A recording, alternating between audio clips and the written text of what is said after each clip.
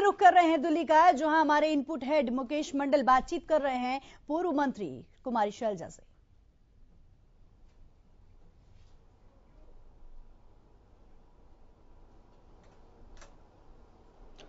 अब बिल्कुल नीतू, मेरे साथ मौजूद हैं कुमारी शैलजा हैं, कांग्रेस के वरिष्ठ नेता, राज्यसभा सांसद, पूर्व मंत्री।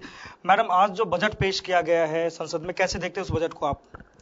ये बिल्कुल जैसी ये सरकार है, जन विरोधी, किसान विरोधी सरकार है। और आखिर में जैसे होता है ना कई बार कि रेस जब दौड़ते हैं तो आखिर में ऐसे कूदते हैं और मुंह के बल गिर जाते हैं। इनके साथ यही होगा, आखिर में कूदने की कोशिश कर रहे हैं।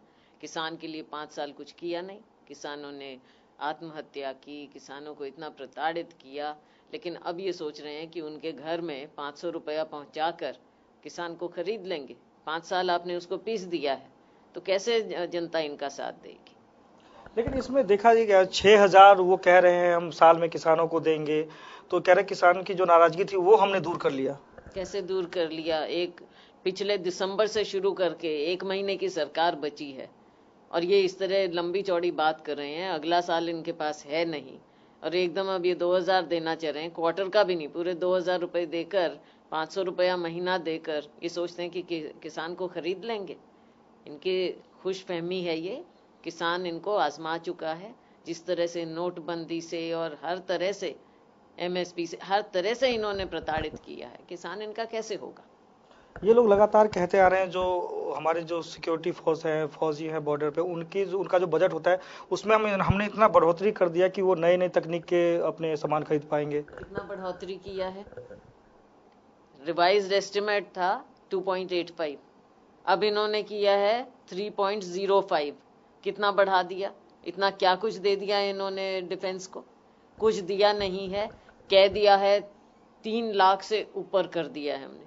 3.05 कितना ऊपर कर दिया? 5,000 करोड़ ऊपर। और रिवाइज्ड एस्टिमेट 2.85 था।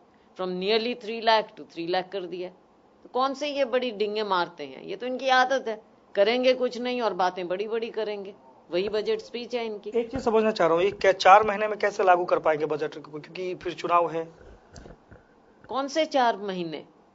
कोई 4 महीने बचे कहाँ हैं? केंद्रीय सरकार ने जो बजट दिया है, पहली बार अव्वल तो बजट ये दे नहीं सकते थे, केवल वोट ऑन अकाउंट होना था इनका, लेकिन इन्होंने बजट दिया है। इतनी लंबी स्पीच दी है जिसमें से आधी स्पीच वही थी जो कल महामहिम राष्ट्रपति जी ने दी थी। सारा वो करके दिखा दिया है। लागू क्या करेंगे, कब करेंगे?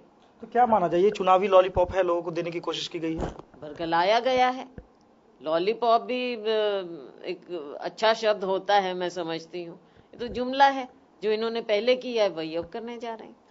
ये तो होगी मैम बजट की बात, लेकिन जब हम जींद चुनाव की बात करें, उपचुनाव की बात करें, कैसे देखते हैं पूरे जो प्रकरण को आज?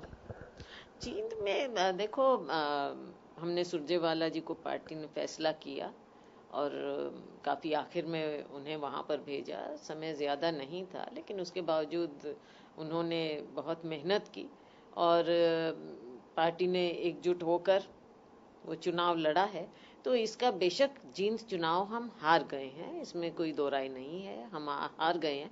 लेकिन जींद चुनाव के बाद सारे हरियाणा में कांग्रेस जनों में एक नई लहर आ गई है कि अब जैसे चुनाव नजदीक आ गया है, जो हम पहले भी कहते थे, जब हमारे मीडिया के साथी बोलते थे कि कांग्रेस पार्टी में तो अलग अलग गुट हैं, तब हम हमेशा यही कहते थे कि चुनाव आएंगे, चुनौती सामने आएगी तो सब एकजुट होकर लड़ेंगे।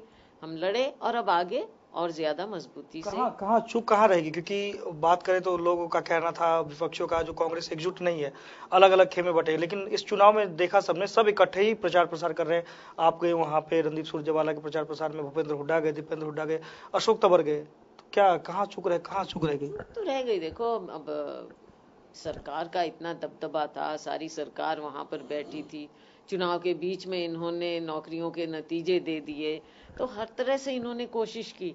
और फिर जब उपचुनाव होता है तो जनता को भी लगता है कि चलो सरकार के साथ चलते हैं, देखते हैं थोड़ा कुछ हो जाए शायद, क्योंकि यहाँ पर ऑपोजिशन के नुमाइंदे रहे बीच में, तो लोगों को लगा होगा कि चलो सरकार को देख लेंगे, शायद कुछ मिल जाए, क्योंकि अभी तक तो अपेक्षित रहे। लेकिन लगातार जो दूसरे पार्टी के उम्मीदवार थे उनका भी कहना था, कांग्रेस पार्टी के जो उम्मीदवार थे रणदीप सुरजेवाला, उनका भी कहना था प्रशासन और सरकार थी, यही वजह से हम हार गए और वो जीत गए। कहीं ना कहीं कुछ तो हर तरह से सरकार का दबदबा रहा वहां पर। वो तो आपने देखा, सारे जिस तरह से जाकर बैठ गए, सारे मंत्री बैठ गए, हर तरह से इन्होंने कोशिश की, तो एक दबदबा तो इनका रहा। अशोक तंवर ने कहा था यदि मैं जींद चुनाव हारता हूं तो जिम्मेदारी मेरी होगी, तो ऐसे में क्या पहले से भी सुर बुलंद हो रहे हैं जो प्रदेश अध्यक्ष को चेंज कर देना चाहिए? ये तो हाईकमांड का फैसला होगा, जो भी होगा। नाम तो आपका भी सामने आ रहा था। नाम तो आते हैं, कईयों के आते हैं, उसमें क्या है।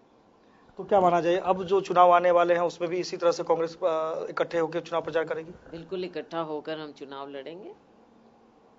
कोई नाराजगी नहीं रहेगी आपस में, क्योंकि नए प्रभारी नियुक्त हुए अभी? देखिए, नाराजगी की बात नहीं होती। बात ये है कि राजनीति में सब अपनी अपनी जगह बनाते हैं, फिर उसको बरकरार रखने की कोशिश करते हैं। राजनीति का हिस्सा है, उसमें क्या है।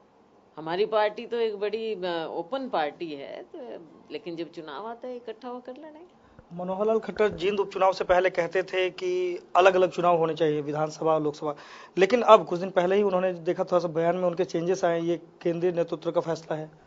आप देखो क्या फैसला करेंगे ये, क्योंकि जो सुनने में आता है मीडिया के माध्यम से कि डबल माइंडेड हैं ये, कि साथ करना चाहेंगे या बाद में करना चाहेंगे, तो अब देखते हैं क्या फैसला। कितना फायदा, कांग्रेस तैयार है यदि इकट्ठे चुनाव होती है तो? कांग्रेस हर सूरत में तैयार है, हमें कोई फर्क नहीं पड़ता।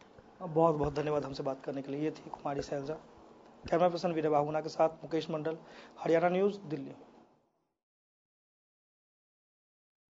तो सुना आपने, हमारे इनपुट हेड मुकेश मंडल ने खास बातचीत की कुमारी शैलजा से, जहां उन्होंने बजट को, मोदी सरकार ने जो अंतरिम बजट पेश किया है उसको बिल्कुल भी नाकाफी बताया है। यानी कि वो एक तरीके से जुमला इस बजट को बता रही हैं, और साथ ही साथ जींद उपचुनाव में जिस तरीके से कांग्रेस की हार हुई है उसको भी वो कह रही हैं कि समय बहुत कम था, इस वजह से ये परिणाम आया, लेकिन आगे के जो चुनाव है उसको एकजुट होकर कांग्रेस लड़ेगी। बहरहाल बात कर रहे हैं हम हरियाणा की आवाज की, और हरियाणा की आवाज में आज हम बात करेंगे बजट को लेकर ही, कि आज का जो बजट पेश किया गया है संसद में, ये बजट कितना खरा है, यानी कि इससे लोगों को वाकई में फायदा होगा या फिर ये सिर्फ लोक लुभावना बजट है। क्योंकि चुनाव बहुत नजदीक है, और इस चुनाव के मद्देनजर जो मोदी सरकार ने बजट पेश किया है, केंद्रीय मंत्री हैं वित्त मंत्री पीयूष गोयल, उनकी तरफ से जो बजट लेकर आई है सरकार, अंतरिम बजट, इसको किस नजर से आप देखते हैं, आवाम क्या सोचती है? क्योंकि बहुत सारा ये भी कहा जा रहा है कि इस बार का जो बजट है वो मध्यम वर्ग के लिए बहुत खास है, बहुत अच्छा इस बजट को माना जा रहा है किसानों के लिए,